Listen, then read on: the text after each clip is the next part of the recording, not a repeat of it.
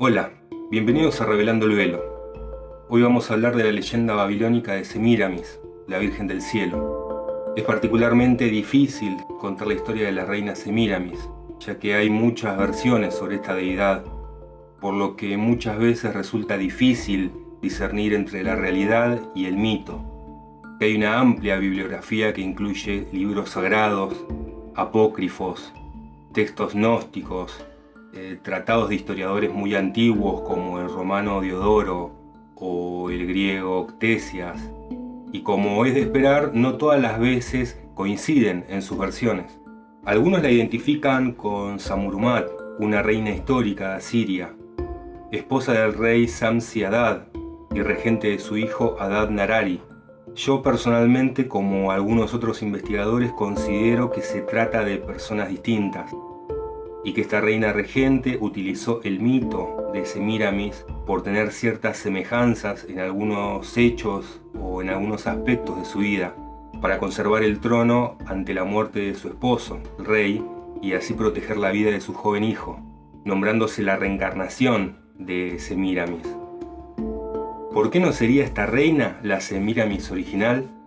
Porque Semíramis fue la esposa del mítico rey Nimrod, y este gobernó alrededor del 2200 a.C., mientras que Samuramat, según sabemos por estelas funerarias encontradas en la ciudad asiria de Asur, lo hizo alrededor del 800 a.C., un milenio y medio después.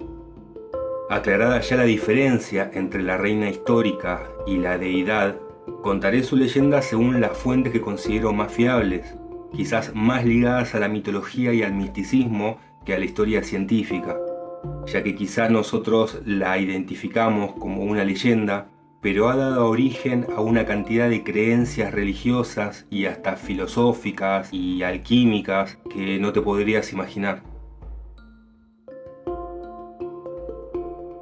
La historia de la verdadera Semíramis, la diosa, la leyenda, tiene lugar en la antigua Mesopotamia, en el área entre los ríos Tigris y Éufrates, conocida como llanura del Sinar. Allí fue donde nació, como consecuencia de la relación de un humano con una diosa siria llamada Derceto, que tenía forma de pez pero con torso y cabeza de mujer, una especie de anfibio humanoide o sirena. Pronto la diosa Derceto se cansó del mortal y, arrepentida de sus actos, abandonó a la recién nacida Semíramis, quien era el fruto de la incubación de un huevo de Derceto, dejándola en un desierto para que muriera. Pero esta fue cuidada y alimentada por palomas que se apiadaron de ella. Finalmente fue descubierta por un pastor llamado Simas, quien la bautizó con el nombre de Semíramis, que en el lenguaje asirio significaba paloma. Al crecer se convirtió en una joven de una belleza y una inteligencia digna de una semidiosa, y contrajo matrimonio con Menón, un oficial que gobernaba la ciudad de Nínive, actualmente llamada Mosul, nombre del rey Nimrod. Menón la conoció durante el transcurso de uno de sus viajes como funcionario, y cautivado por su belleza de inmediato se casó con ella. Semíramis ejercía una enorme influencia sobre su esposo, quien le pedía consejo en todas las cuestiones. En ese tiempo, el monarca del imperio era el rey Nimrod, bisnieto de Noé y descendiente de Adán, según la Biblia, donde también se le menciona como el primero que llegó a ser poderoso en la tierra y el gran cazador en oposición a Jehová, mientras que en la milenaria obra árabe llamada Kitab al-Magal o el libro de los rollos, señala que Nimrod fue el primer rey en usar corona, haciendo correr el rumor de que la corona que empleaba había descendido del cielo mismo, y que estableció un culto al fuego y promovió su idolatría. En el Talmud, el libro hebreo de las tradiciones rabínicas, se presenta a Nimrod como un rey que se autoproclamó un dios y que fue adorado por sus súbditos. Las leyendas judías sobre Nimrod son abundantes y contradictorias, pero casi siempre citan a Abraham como su principal antagonista. En esta época el rey se encontraba en plena guerra contra los bactrios, que eran los habitantes de una histórica región de Asia Central. Cuando las tropas de Nimrod se dirigieron a sitiar la capital bactriana, Semíramis decidió acompañar a su marido Menón disfrazada de soldado. Al llegar, Semíramis notó que el ataque estaba dirigido contra la parte de la ciudad que daba a la llanura y no contra la ciudadela misma, debido a lo cual las fortificaciones allí estaban menos vigiladas. Esto le dio la idea de reclutar secretamente a un pequeño grupo de hombres que fueran buenos escaladores y conducirlos personalmente. Y así, mientras las tropas que defendían la ciudadela fueron a ayudar a los que luchaban en la llanura, ella escaló con su grupo las murallas de la ciudad y consiguieron abrir las puertas para que el ejército de Nimrod pudiera ingresar. Nimrod quedó tan admirado con el coraje de esta mujer que decidió convertirla en su esposa. Para ello ofreció a Menón a su propia hija a cambio de Semíramis, pero el marido no deseaba renunciar a ella. Entonces el soberano empleó un procedimiento mucho más duro. Amenazó con sacarle los ojos y despojarlo de todo cargo si no le cedía a su mujer. Menón, desesperado, accedió y de este modo Nimrod pudo casarse con Semíramis. Así fue que los reyes iniciaron un periodo especialmente próspero para el imperio babilónico. Nimrod se declaró la reencarnación del dios Marduk y Semíramis de la diosa Inanna o Ishtar, como la llamaban los acadios. Esto debido al culto que profesaban a los antiguos dioses sumerios, ya que las raíces culturales y religiosas de Babilonia eran sumerias. Ellos querían una transformación radical del imperio, un reino a su medida, y comenzaron por construir el zigurat más grande que hubiera existido, la Torre de Babel. Este impresionante rascacielos de la antigüedad tenía 7 pisos y más de 90 metros de altura, y en su cúspide estaba la Esaglia, un templo dedicado al dios Marduk. En el templo se rendía culto a una estatua del dios, rodeada por las imágenes de todas las ciudades que se habían rendido ante la hegemonía del imperio babilónico. Había también un pequeño lago llamado Apsu por los sacerdotes babilonios. Este Apsu era la representación de Enki, padre de Marduk, que como dios de las aguas vivía allí, pues se consideraba que era el origen de todas las aguas dulces sobre las que flotaba la tierra. Al fallecer Nimrod, Semíramis se convirtió en la reina regente, pero temió perder el reino, ya que muchos de sus súbditos no creían que Nimrod fuese el dios que había sostenido ser. Ella debía idear algo que pareciese un gran milagro, algo que llenara al pueblo de asombro y que demostrara que Nimrod era realmente un dios. Entonces, apoyada por la casta sacerdotal, ella afirmó que al morir, Nimrod se convirtió en inmortal y su espíritu voló hacia el sol tomando posesión de él. Desde ese momento, él se convirtió en Baal Samán, que significa Señor de los cielos en su lengua. Baal, Señor, y Samán, cielo. Siendo así Semíramis la esposa de Baal. Su título fue Baalti, que significa señora o mi señora. Con los siglos y traducido al latín por los romanos sería Mea Domina, y años más tarde, después ya en italiano, sería Madonna. Así se creó un nuevo culto de carácter esotérico e iniciático, donde los fieles debían tomar juramentos. Este fue el inicio de las sociedades secretas. Se establecieron confesionarios para que la gente contara sus pecados a los sacerdotes de Semíramis, y así ella se enteraba de todo lo que pasaba y mantenía el control sobre sus seguidores. Asimismo se exigía que regularmente debían ser entregados niños recién nacidos, que eran arrojados al fuego en ofrenda a Baal. A este sacrificio se lo llamaba Molo.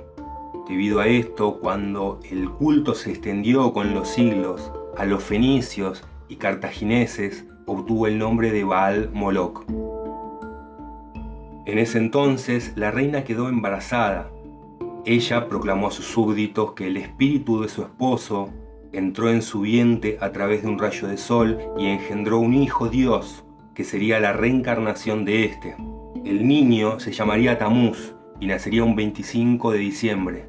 Al asociar la entidad Nimrod Tamuz con el sol, Semíramis proclamó que ese día sería el cumpleaños del sol. Pero el aspecto más importante de esta narración mítica es que supuestamente Semíramis era virgen, ya que nunca había tenido relaciones carnales con Nimrod. y una vez que dio a luz continuó siendo virgen. Tammuz, su hijo, estaba destinado a ser el libertador de la tierra, pero ya adulto murió debido al ataque de un jabalí salvaje. Ante su muerte, Semíramis lloró durante 40 días, tras lo cual Tammuz volvería a la vida. Este hecho es por muchos considerado como el primitivo origen de la Cuaresma. Semíramis terminaría falleciendo también, ascendiendo al cielo en forma de paloma, lo cual haría que para los babilonios esta ave adquiriera el estatus de sagrada, a veces también representada como un fénix o un águila. Se cree que de este culto babilónico nacieron, como mínimo, o se popularizaron, dos conceptos religiosos universales: el concepto de Madre Virgen del Hijo de Dios y de la Trinidad Sagrada, debido a que con el paso de los siglos la historia de estos tres se difundió por todo el mundo y se incluyeron en la mitología propia de culturas y religiones venideras. Yo personalmente quiero destacar que habían existido precedentes del concepto de diosa madre. El nacimiento de los cultos femeninos data del Neolítico, con la aparición de las representaciones de las llamadas Venus prehistóricas, cuyos abultados senos y vientres simbolizaban la fecundidad de la tierra, puesto que estas deidades prehistóricas estaban basadas en el culto a las estaciones, a las cosechas y a la fertilidad. Bueno, así fue que Semíramis terminó convirtiéndose en una diosa pagana, la Señora del Cielo o Reina del Cielo, y representada por el ave sagrada o por una estrella. El mito prosiguió seguidamente en Fenicia, debido a la influencia de la cultura babilónica sobre esta, pero continuó expandiéndose e influenciando a muchas otras religiones, como la egipcia. En esta, el mito recae en la diosa Isis, mito muy semejante, en el cual ésta engendra a un hijo, Horus, de forma sobrenatural, puesto que su padre, Osiris, estaba muerto. Horus es la reencarnación de Osiris, y su destino es el de impartir justicia en la tierra. Sus doctrinas también fueron adoptadas sin problemas siglos después por la denominada sociedad clásica antigua. Tanto la diosa Artemisa y la romana Diana, ambas muy parecidas, fueron veneradas y adoradas por multitud de creyentes. En su faceta reina del cielo, su imagen era representada posada sobre una luna creciente y rodeada por 12 estrellas sobre su cabeza. Una de las imágenes más habituales en el catolicismo, el de la Virgen María.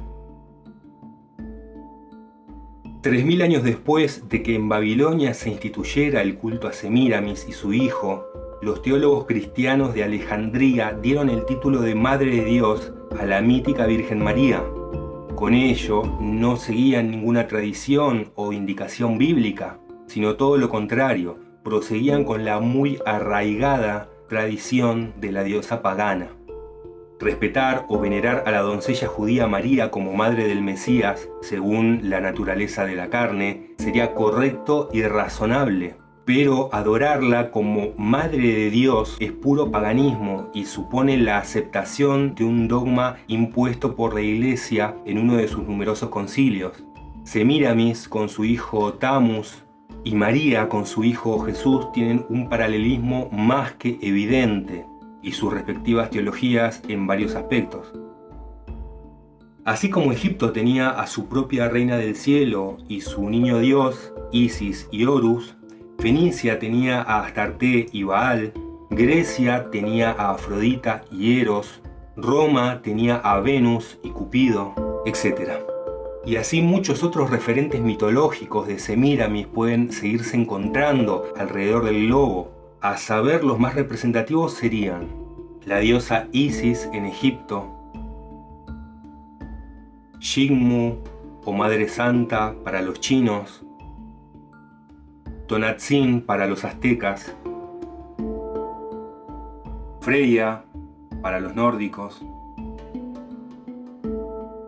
la diosa Uni para los etruscos, Virgo partitura para los druidas, Afrodita para los griegos, Venus para los romanos, Babalón en la magia enoquiana, Cíbeles en Asia,